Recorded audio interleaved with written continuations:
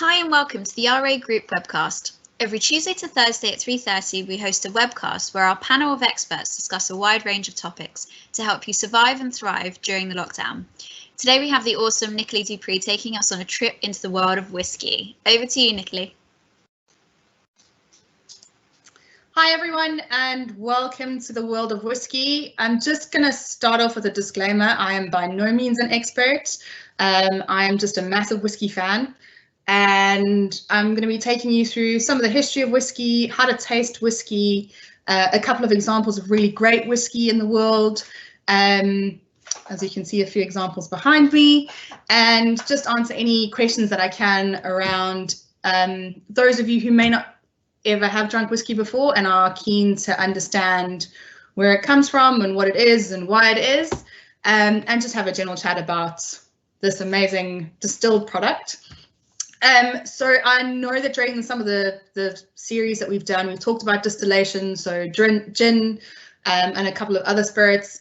So I'm just going to give you a quick rundown of the history and production and then go into some of the fun stuff. So whiskey actually comes from the word usquebae, which is the Scottish for water of life. When the English heard the Scots talking about usquebae, they thought they were saying usky. So usky turned into whiskey. So hence we have the word whiskey. The Irish, however, will tell you that they are the original distillers of whiskey. They claim that the English stole the idea during an invasion between 1170 and 1172. There is no evidence of this written down, nothing. So we'll give the Irish the benefit of the doubt, but who knows? And I think the Scots might argue that one as well. Distillation in general as a production method, we believe to be brought back to the UK from Spain after the Crusades. So pilgrims crossing through the continent encountered things like brandy and Calvados and things like that, and actually brought those distillation techniques back into the UK, which then got turned into things like gin and whiskey. So by the 15th century, it was pretty common practice to be distilling some sort of liquor in your own household for your own consumption. Whiskey was always viewed as having medicinal properties. Everyone knows a hot toddy, so a mixture of whiskey, honey, lemon and hot water for when you have a cold or the flu. I always say it makes the lemon and the honey go down more easily. Other people say vice versa, but you know, take it as you like. Funny thing I actually learned today about whiskey is the Queen goes to bed with a brand new bottle of whiskey next to her bed every night. Wow. When they asked why, it turns out Queen Victoria asked for a whiskey when she was battling a cold back in the day, and nobody ever rescinded the order. So the Queen still goes to bed with a full bottle of whiskey next to her. Wow. Go Queenie. Yeah, so hey ho. And then whiskey became really easily distributed and made in the UK because you can make it from any grain or cereal. You just need a really fresh water supply. And there's no particular climate needed for growing any of those items. So like grains and cereals, wheats, barley, malts, all that kind of stuff, readily available anywhere in the world. So of course, quite easy to make, doesn't matter where you are. So in terms of how whiskey is produced, as I said, it's grains, cereals, corn or malted barley. So malted barley is specific to Scotland, which is what makes it whiskey without the E. Whereas whiskey with the E, which is produced everywhere else in the world, is mainly grains and cereals and corn, and even in some cases rice. So that's where the differentiation between the two, E and without E, comes from. So your grains are ground into what's called a grist, but like grits, I suppose, if you're American. They then add water and yeast into a really massive drum. I mean, these things are enormous, and they make what's called the wort. And the wort is then fermented to make a wash, which is probably best described as a low alcohol beer. And it's when you walk into the distilleries in the washroom, you can actually smell that like toasty grain, expired grain, like hopsy kind of beery vibe. It's It's one of the best smells in the world if you're into that kind of thing. And then all the expended grains at the end of it get sent to animal feed and stuff like that. So it's actually really interesting when you see the whole process. The wash, which is now this beer, is then distilled, traditionally in a pot still. So a pot still is a giant copper urn that has like a U-shaped spout out the top where a fire is stoked underneath it. The vapors then go up, they get cooled, they turn into liquid, and then they drop down. And that's essentially where your clear spirit comes from. And that's the first distillation is called the low wine. So it's only 21 to 30%. It then gets distilled again through the pot still, and it goes up to about 60% alcohol. So quite hefty. Put some hair on your chest. And then that clear spirit is then taken and it's put into wooden barrels to age. Now the wooden barrels is where the magic actually happens with whiskey. This is where you get your flavor and your color into that clear spirit.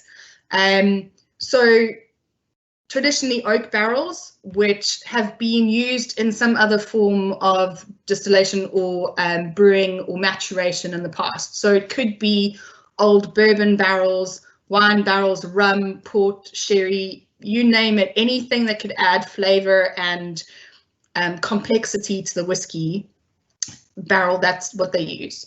To be called whiskey in Scotland legally, it has to be distilled for a minimum of 3 years.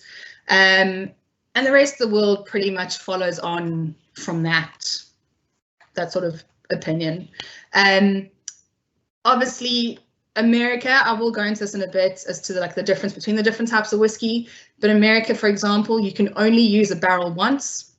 So it has to be for bourbon, virgin oak that's been charred. So put over a fire, chars the inside of the barrel, and then they use that once only for bourbon. That's why so many other distilleries in the world use bourbon barrels, because otherwise you just have a massive heap of wasted barrels everywhere else in the world. So that's kind of a little bit about the production of whiskey. People often ask, why is whiskey so expensive? What makes it this really premium product? As soon as you put alcohol into a barrel is a natural product. It's oak, it's porous, it breathes. So you actually lose some of the spirit while it's aging to evaporation. And it has a beautiful name called the Angel's Share. So the angels get to enjoy some of your whiskey. And if you're maturing whiskey for more than 12 years, you're going to lose a heck of a lot of your whiskey in that maturation process. So, that's why your whiskeys that are 16, 18, 22, 25, 30-year-old whiskeys are upwards of £500, because your original product that's gone in there, you've lost 1/3 to 2/3 of it. So when you bottle it, you're really not bottling the same amount that you had when you first made it. So that kind of gives you an idea of why it's a little bit expensive. Yes, James. Hi, Nicole. That's a great fact. The Angel Share is a wonderful new addition to my whiskey knowledge. Thank you. Got a couple of questions. First one is quite a punchy one from someone called Ming. He asks, is it better to drink whiskey neat or on the rocks? And what's the difference? Okay, so thanks, Ming. I will get on to perfect serves of whiskey later on, but just to kind of highlight that quickly.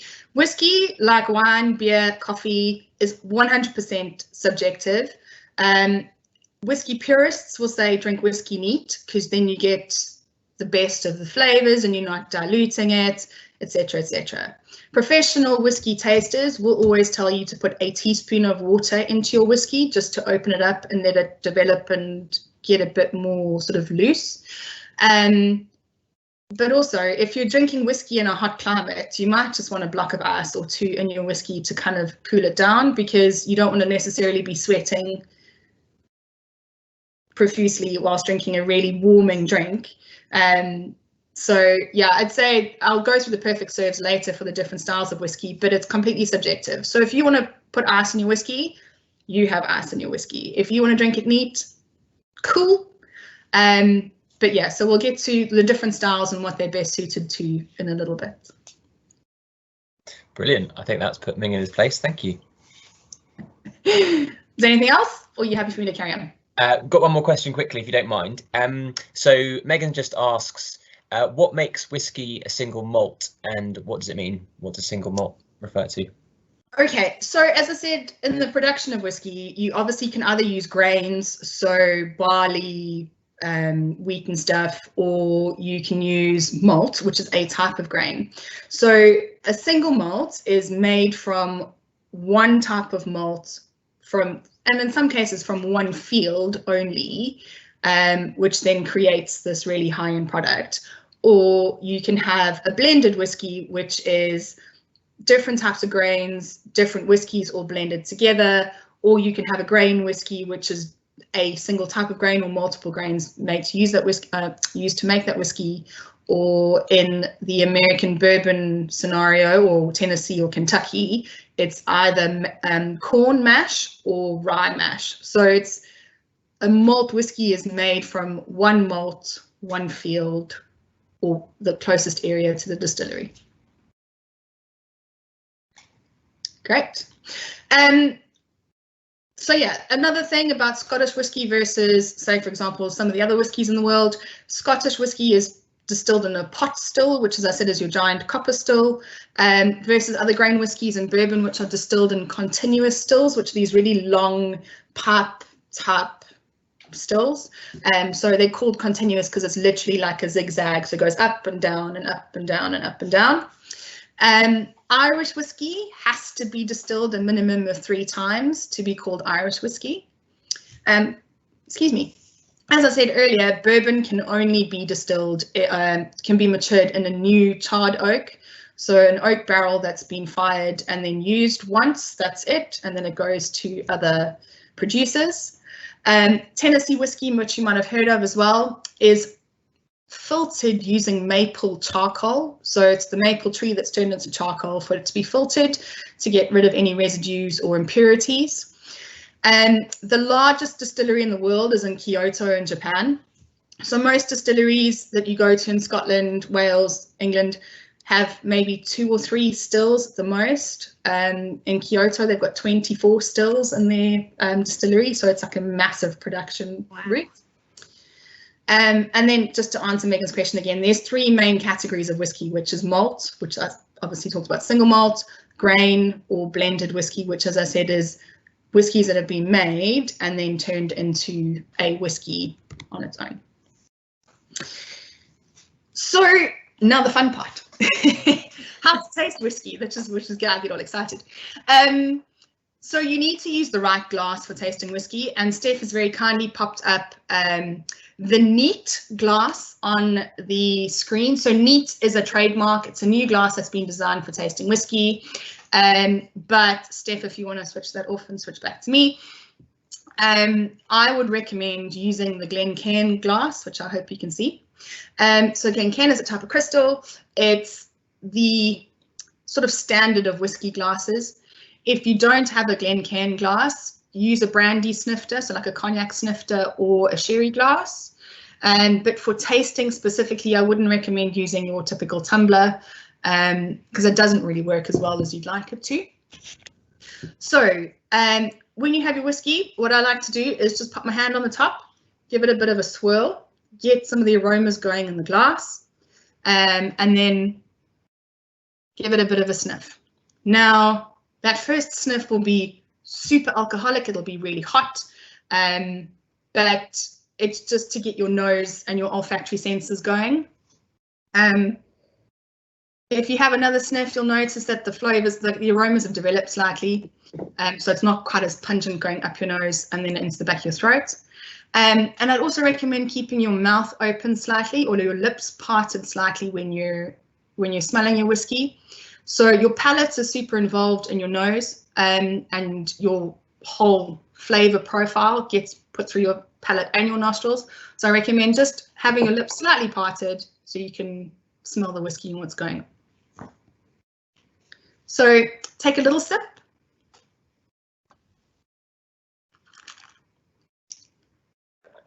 That first kind of hit of the whiskey is going to be quite pungent. It's going to coat the palate, which is actually going to help your palate adjust better to the whiskey as you go on.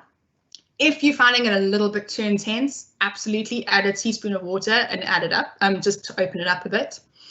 Then take another sip and chew your whiskey. So when I say chew your whiskey, it's roll it around your whole palate, give it a good, like you're doing mouthwash, really weirdly, and let the flavors have time to develop. Yeah, Steph, sorry. Is that that's kind of different to how you taste wine then? So you're not sort of slurping it like you do with wine, you're just sort of letting it around your mouth slowly, rather? Correct. Yeah, so you're wanting to chew it, you're wanting to get it all over the palate. It's not like, I'll come to you in a second, James. It's not like wine, which needs a bit of the air to actually coat the full palate and meet the different angles. You just want to be able to coat your whole palate with the whiskey. James? I was just going to ask, so Megan's touched on something you just mentioned, which is some people add a bit of water in to taste their whiskey. She's asked, wouldn't that reduce the flavour? And what's the kind of purpose does that solve? So because whiskey is made from water, it's made from fresh spring water, it does benefit from having some of that ingredient added back just to soften. It doesn't actually dilute the whiskey, it just softens it enough just to open up the flavours that you're about to taste. So yeah, if you chuck 5,000 blocks of ice and you're going to be drinking more water than you are whiskey, but just a teaspoon of water is going to be enough to kind of just open up the aromas of the whiskey. So once you've had a good chew of your whiskey, which I've done a couple of times now, so I won't do it again because otherwise I won't be able to talk to you. What flavors are you getting when you're tasting that whiskey? Are you getting oranges, lemons, marmalade? Are you getting toffee, vanilla? You're getting a bit of sea salt? Are you getting fruit cake? Are you getting walnuts, leather, a cigar box? Like what are you getting on your nose? What are you getting on your palate? Whiskey, again, like wine, beer, coffee, for Sonia's benefits, has a massive flavor profile, and that's also affected by the area where your grains and your malts are grown, the climate, the fresh water, so like the spring water and the source that's coming from. Those all have a massive role in the flavor of your whiskey. What I then like to do is have another little sip, which I'm going to do. And then take a deep breath in through the mouth. And that just kind of cools the palate, but then it also allows secondary flavors to develop. So you might get a couple of things in there that you didn't get before. Yes. So Nicola, Ming's come back to us with another question here. He's just asked, what are the main differences in the tastes and characteristics between whiskey, bourbon and Scotch? Okay, so the main flavor characteristics are Kentucky, Tennessee, bourbon and Canadian whiskies are a lot sweeter traditionally than your malts or your grain whiskies. Again, this is because of the rye and the corn that they use, which have a completely different flavor profile to your malts or your grains or your cereals. It's also because of the new oak. So the American oak very much has vanilla, caramel, toffee kind of flavor profiles to it, whereas, for example, in some of the in the series when we talked about wine, oak barrels from France that you use the barriques for in winemaking have a completely different flavor profile to the American oak. So that's why American oak barrels get used in winemaking as well, because it adds a different characteristic to it. But because those barrels are first full, it's the first time they've been used, the flavor pronunciation from those American oak barrels the first time is much greater. So that's why the American whiskies tend to have a much sweeter, richer, oakier flavor, whereas the rest of the world in terms of whiskey, Scots, Irish, English, Thai, Indian, whatever, breaks down into a couple of different types of categories. So fragrant and floral, malty and dry, fruity and spicy, rich and round, and smoky and peaty. Steph, if you could show the flavour wheel that I've got up there, please. So this is specifically Scottish whiskies, and it's a very limited choice of Scottish whiskies, but it kind of gives you an idea of the flavour profiles of the different ones. So you've got light on the left, rich on the right, smoky and delicate, and then the closer you get to those different areas is the type of whiskey flavour you'll get. So for example, the really smoky ones up the top are specifically the islands, where they use peat to smoke their grains before they actually then to toast their grains. So you get that really full flavour. So Lagavulin, Talisker, Ardbeg, Kilchoman. So like really, really punchy flavours, which are super subjective again in flavour, because not everyone really likes that massive smell you're inside of a hut in the Orkney Isles kind of vibe, whereas some will prefer the slightly more floral, delicate, so the Glenfiddichs, the Glenlivets, something that's a little bit lighter. Nicola, we've got another question here from Anonymous. What's your personal preference? Is it Highland? And they're asking because they can see a bottle of Old Pulteney behind you. What are you tasting? Okay, so I'm drinking Old Pulteney this afternoon because, yes, I like Old Pulteney, but that's because I really like the saline characteristic to Old Pulteney. It's got this really nice, like, kind of salty sea air thing happening with quite a nice citrus finish. But no, I'm not necessarily just a Highland fan. I do like the islands. I do like we've got an English whiskey here that I really like, and the Swedish Mac, which is amazing. So yeah, I'm not just a Highland girl. I kind of mix it up, and actually it's really quite interesting because my husband and I have very different tastes in whiskey. He likes something that's slightly smokier, slightly more toffee, caramel kind of notes. I like something that's sort of citrus, fruitcake, nutty, salty kind of vibe. But actually, sometimes I actually like some of the stronger whiskies, like the Ardbeg, like the Bruichladdich Classic Laddie, which Carl's not the biggest fan of the Classic Laddie. He finds that quite pungent, but it is 56% alcohol. So yeah. Wow. Wow. Yeah. Megan's come back with another question as well. So she's just saying whiskey's most commonly known by herself as a drink for a more mature palate. What are your thoughts around this, and what would you suggest to be a kind of entry whiskey for someone who likes it but finds it too strong a flavour? And then just put hashtag asking for a friend. So, okay, in all honesty here, and some whiskey purists will probably kill me for saying this, the way I introduced myself to whiskey was drinking Irish whiskey with half a shot of lime cordial in it. Sounds absolutely horrific, but it's like having a whiskey cocktail, realistically speaking. And then I weaned myself off the lime cordial until I was drinking Jameson's neat. And then I started to experiment with other whiskies after that until I found the style that I enjoy and how I enjoyed drinking it. We did the same thing with my mom. My mom never drank whiskey, introduced her to Jameson's with a shot of lime, then weaned her off the lime. And now my mum can actually drink a single malt quite happily without any lime in it. She does still like ice in it, but it's absolutely fine.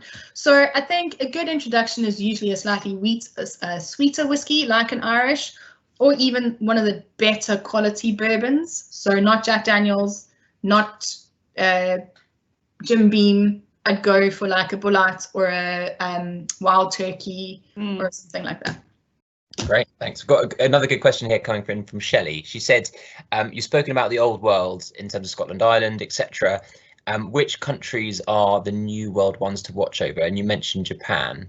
Are there any others that spring to mind? Or yeah, so I mean, I've got a couple of examples here actually. So France are coming up with some really interesting whiskies.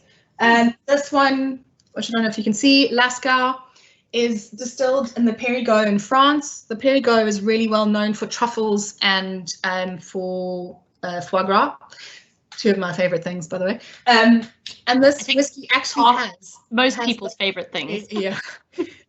This whiskey has a really interesting nose of truffles on it. So obviously based on the terroir and the area it's grown in. The Swedish whiskey, the Mac, really like that. Really interesting, coming through with some great sort of like salty sea characteristics. South African whiskey called Baines Mountain Whiskey. Again, not something you'd think of from South Africa, even though I'm South African, shamelessly punting South African product, but won multiple awards a couple of years ago for best new whiskey in the world. Amrut from India, single malt, phenomenal whiskey, really tasty. And then a couple from Thailand. There's some really interesting stuff coming out of Thailand as well. That's amazing. Thank you. Got another question from Alice here. So firing questions at you. It's a hot topic, this. So Alice asks, what one whiskey should I stock at home if I want to look like I know what I'm talking about? Hashtag asking for a husband.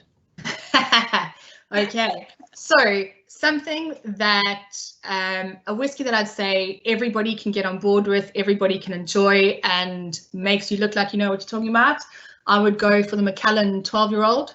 And also, if you're looking for a blend that's not too aggressive or isn't going to offend anybody, John, I can't believe I'm saying this, but the Johnny Walker Green, again, really easy drinking, really classic blended whiskey, but not the blue, black or red. Green or white are great ones.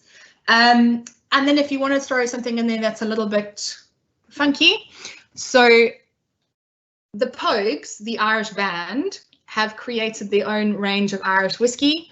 They've got a single malt, which is in a red bottle, and their blend, which is in the black. Really good pricing, but a really good example of great Irish whiskey. Amazing. Awesome. Notes for all of us there. I think we've got time for a couple more questions. One's coming from Danya, who says, do the Japanese age their whiskey in the same way as the Scottish? Absolutely. So they do, and they make their whiskey exactly the same. So the Nika from the barrel, great little blended whiskey. Hibiki, which is a really well-known Japanese single malt. And then I've also got the Akashi blended whiskey, which is also really great. They're made exactly the same way, same style, but they're just a lot lighter than the Scottish whiskies, I'd say. And I think that's to do with the fact that they're a lot, especially with their blended whiskies, they're actually using rice as a toasted grain as part of it. So it doesn't have quite as the depth of flavour that potentially you would get from a grain blended whiskey. And a follow-up question from Megan. She says, it's me again. As a fellow South African, what good whiskey would be best enjoyed with a braai? Oh, sorry. Steph's laughing in the back of me. Sorry. Love the accent, James. Leonardo DiCaprio in the making. So I'd go for a Highland whiskey or one of the islands. So Jura, Islay, Orkney. You want to go with something that's got a bit of a smoke to it. I wouldn't go too aggressive on the smoke though. So I wouldn't go for a Lafroig or a Talisker. Highland Park would be perfect. And the great thing about, because you get that sort of smoky, meaty kind of vibe going that you would with a South African braai. The great thing about Highland Park as well at the moment is they've got what's called the Viking range available. Different styles of whiskies, different aging, but a really great nod to the Viking history of the Orkney Isles and Scotland. So shame, I can't believe I'm saying this, but again, really great packaging and marketing. So it looks really great on the shelf when you've got all these different, the Valkyrie knot, you've got the Viking, it's all this really cool stuff. So I'd go for an island whiskey if you're going to go for a braai. Steph, we have time for another question or not? I think we do, because I've got a burning question I think all of our viewers would love to know. If you had to pick one whiskey in the whole world, what would be your favourite? What would be your pick? Your desert island whiskey, if you will. Ooh, okay, if I had all the money in the world, I would absolutely go for one of the Dalmore Constellation range or the Dalmore King Alexander. A, because the bottles are beautiful, and B, because the whiskey is absolutely luscious. It's cherries, it's strawberries, it's caramel, it's nectarines, it's coffee, it's all this like abundance of flavour, and it's just smooth. It's so smooth. So that would be my my go-to. That sounds amazing. Thank you so much. No worries. But before time's up, I just want to flip through a couple of essential serves for whiskey so that you know what you're doing if you want. So as I said earlier, single malts, go for neat or just a teaspoon of water or a block of ice. Absolutely personal preference, but don't over dilute it because you want to be able to get all those absolutely beautiful flavors out of it. If you're going for a blended grain or cereal whiskey, like for example, James brought up the Hague Clubman, for example, I'd go with a mixer. So Coke, ginger ale, soda, or make a whiskey cocktail. So things like Bell's, Famous Grouse, J&B, I think if you still get J&B, that kind of stuff, you save that for your mixers. If you're going for really nice Irish whiskey like the Green Spot, which I got over here, or Jameson's Black Barrel, or as I said, the Pogues, go for just a bit of ice. If it's Bushmills, for example, some of the cheaper Bushmill stuff, go for ginger ale.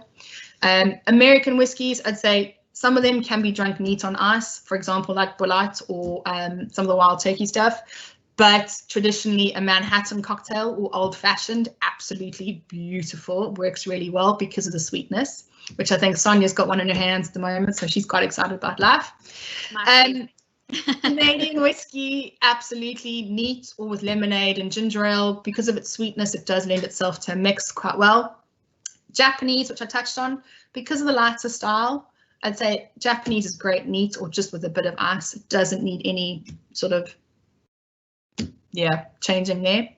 And then, as I mentioned earlier, if you are new to whiskey and you just want to experiment, try it in a cocktail or try it with a half a shot of lime cordial neat on the rocks, just to kind of get your palate around the complexity of the spirit, because it can be quite harsh at the beginning, and I think people find it really it's really hard to tackle if you don't know what you're looking for, what you like or you don't like.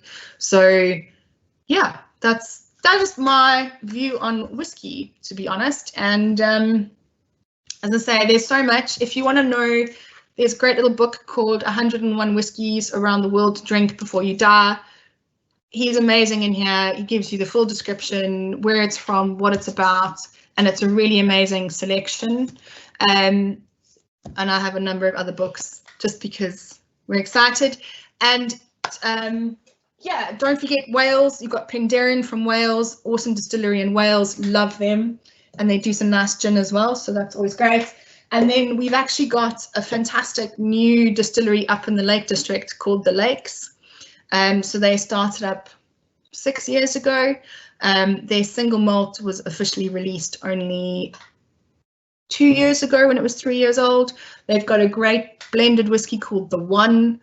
The distillery itself is absolutely beautiful. You can't muck around with the lakes, so you can go and have lunch, afternoon tea, have a look around and try some of the whiskey. Awesome. Amazing. Thank you so much. That's been super awesome, Nikki. I've learnt like a gazillion things today. No problem. But yeah, it's just, as I say, I'm no expert, but it's just something I enjoy, and I hope it's given people a bit of food for thought. Awesome. Thank you so much. That's all from us today. Thanks again, Nikki. As I said, I've learned loads, and I'm definitely going to be trying to wean myself off of mixing my whiskies and hopefully drink them neat. So join us tomorrow, everyone, at 3:30. We'll be exploring all things Seedlip, the world's first non-alcoholic spirit. Very cool. Meanwhile, for more information about our programme of discussions, please go to RA Group's website, www.ragroup.co.uk/news, to download the broadcast links. Meanwhile, if you have any questions or suggestions about how you can get involved, email gavin.goody@ragroup.co.uk. Thanks for joining us today. Have a fantastic rest of your afternoon, and we'll see you tomorrow.